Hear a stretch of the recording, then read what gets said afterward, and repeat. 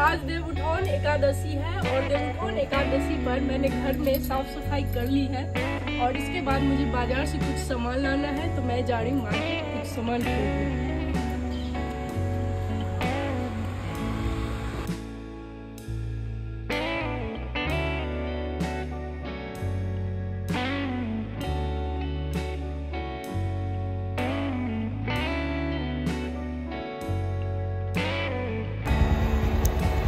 Guys अब मैं bike पर बैठ रही हूँ।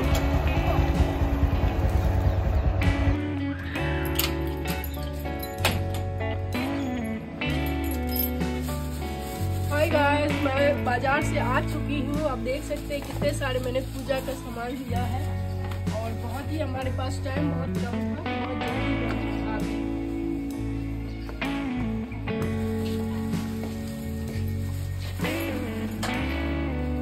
बाजार जाने से पहले मैंने थोड़े से कच्चा चावल भीगने के लिए रख दिया था। अब वो भीगकर तैयार हो चुका है, इसे मैंने पीस लिया है और अब मुझे इसे अल्पन डालना है, तो मैं डाल रही हूँ अल्पन। सबसे पहले हम आंगन में अल्पन डालेंगे, इसके बाद तुलसी चौड़ा में डालेंगे।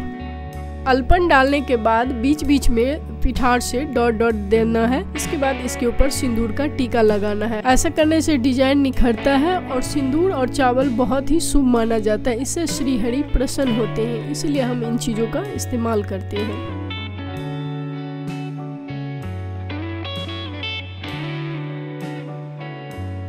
आंगन में अल्पन देने के बाद तुलसी चौड़ा में 5 जगह पिठार लगाएंगे और सिंदूर का टीका करेंगे।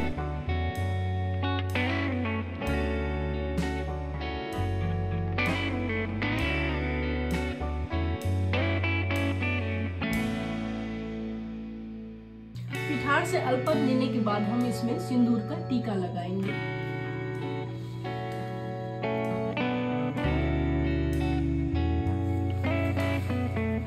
सिंदूर को बहुत ही शुभ माना जाता है। पिठार और सिंदूर का कॉम्बिनेशन बहुत ही अच्छा होता है। जब भी भगवान को जगाना होता है, भगवान को बुलाना होता है, हम इन चीजों से इनके लिए अल्पन डालते हैं।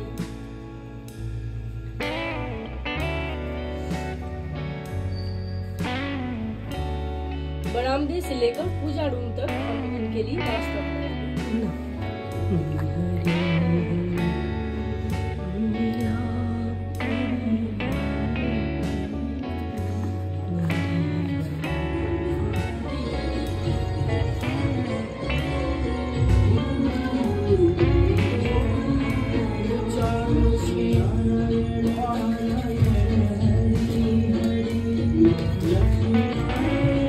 कलश में एक सिक्का भी डाल देंगे।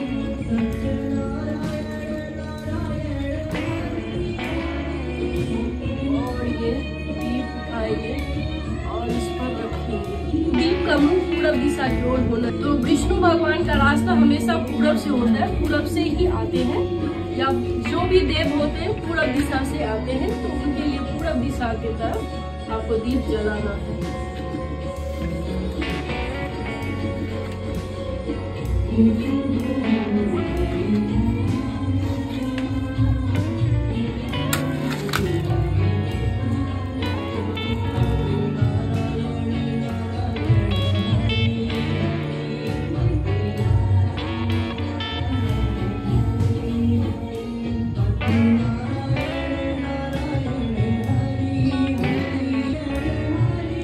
कलश पर दीप जलाने के बाद हर रूम के कोना में एक एक दीप जलाएंगे।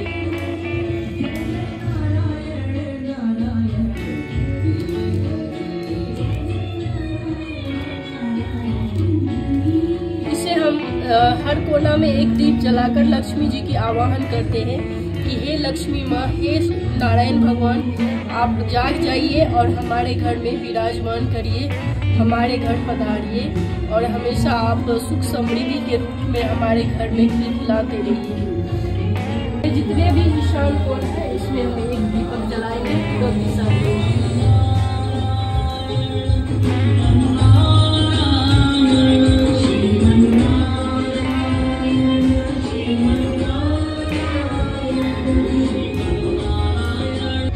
सूप में मैंने थोड़ा सा चावल ले लिया है और दूध ले लिया है। अब हम इससे भगवान श्री हरि को जगाएंगे। बोलेंगे, हे श्री हरि आप जाग जाइए और हमारे घर में अंदर लक्ष्मी के रूप में और श्री नारायण के रूप में आप हमारे कच्चा चावल और दूध से 3 बार फेरेंगे। ऐसा 3 बार करेंगे।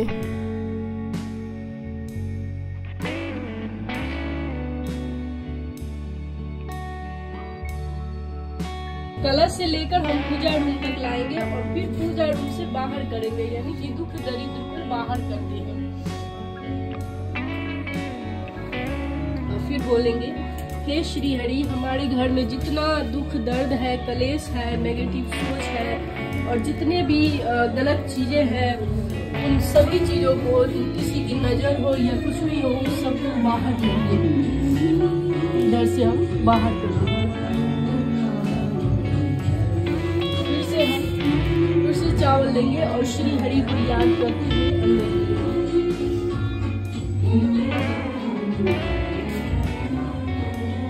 क्या करेंगे? अब यहाँ पर बीच में हम भगवान बनाएंगे, तो भगवान के 2 पैर डालेंगे। और हमारे यहाँ कहते हैं, जैसे मम्मी और सास से मैंने सुना है कि ये पुरुषों को नहीं देखने देते हैं, लेडीज ही बनाती हैं और उसी टाइम फटाफट सब कुछ डाल देती हैं। पिठार लगाने के बाद सिंदूर लगाएंगे और इसके बाद हम फल, जो भी फल आज चढ़ाते हैं वो सभी चीजें हम यहाँ पे रखेंगे। सबसे पहले हम रखेंगे दूध और चावल।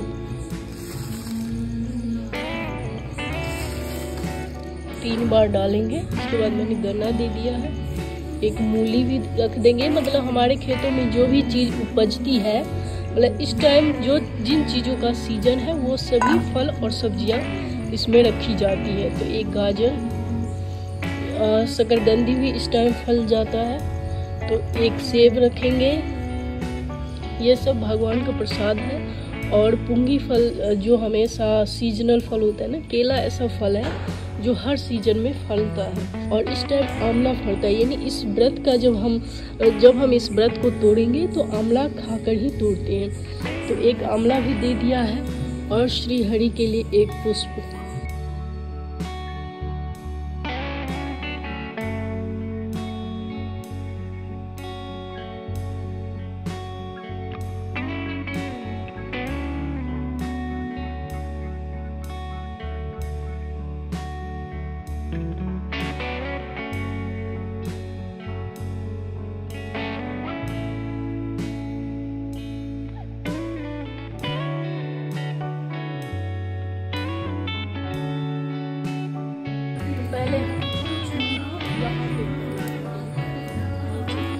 और ये पीला वस्त्र ये मेरे राशि के हिसाब से है, तो इसलिए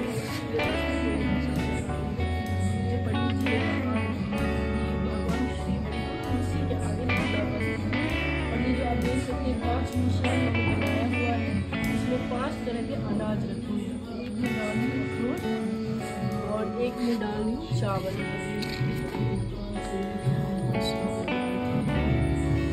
और एक में फल डाल देती हूँ।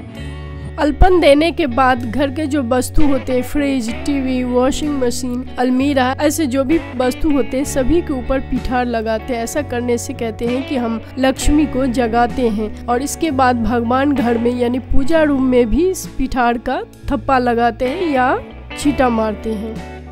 सभी के ऊपर थोड़ा सा पिठार का छींटा मारते हैं पूजा रूम में भी। और चाहे तो आप 5 हाथ से 5 थप्पा भी लगा सकते हैं। तो मैंने थोड़ा सा छिड़क दिया है। इस तरह से पूजा करने के बाद अब मैं जा रही हूँ भगवान के लिए खीर, मखाने का खीर बनाने के लिए। गाइस, कल मैंने देवउठोन एकादशी पर इस कलश को यहाँ पर बिठाई थी और ये नेक्स्ट डे की बात है कि अब आप सोचेंगे कि इस कलश को क्या करना है। तो कलश को हम हटा देंगे, दीप और जो पल्लव है ये सब निकाल कर इसे हम कहीं भी गार्डन में फेंक सकते हैं।